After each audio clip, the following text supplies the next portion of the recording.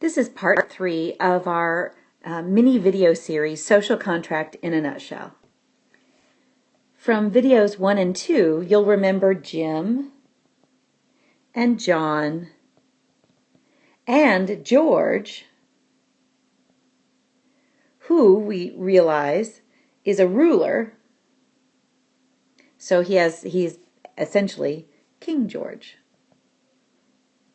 All right, so King George has agreed to protect Jim and John from outsiders and from each other in exchange for Jim and John and others giving up some liberties and even some financial considerations. This became, essentially this social contract became our system of taxation and standing armies, things like that. Also, little by little, George will build roads and he'll protect the roads, and he will have not only armies, but he'll have police officers and that sort of thing.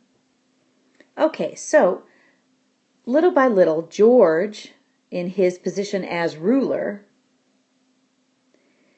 sets up rules. That's how we get the term ruler. Or at least there's an association there. So he's got these rules.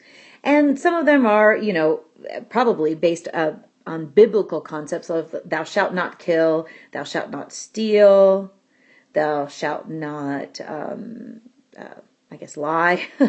Don't remember all of my 10 commandments. But anyway, those kind of basic concepts, those basic rules so that John and Jim can live at least side by side in harmony. And they can count on these rules.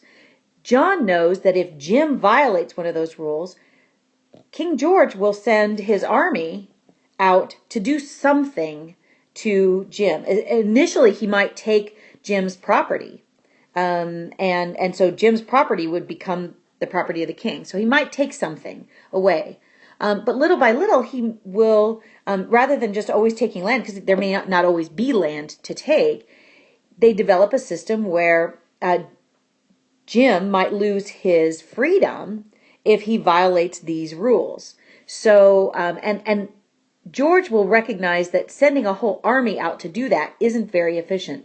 So little by little, he'll have smaller enforcers, and pretty soon, he will send somebody, let me get a different color. Let's do orange. He'll send someone to live near Jim and John and these other people. And this person becomes the representative of the king.